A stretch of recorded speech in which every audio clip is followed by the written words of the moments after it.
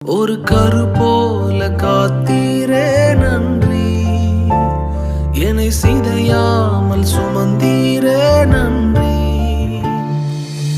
எபினேசரே எபினேசரே, இந்நாள் வரை சுமந்த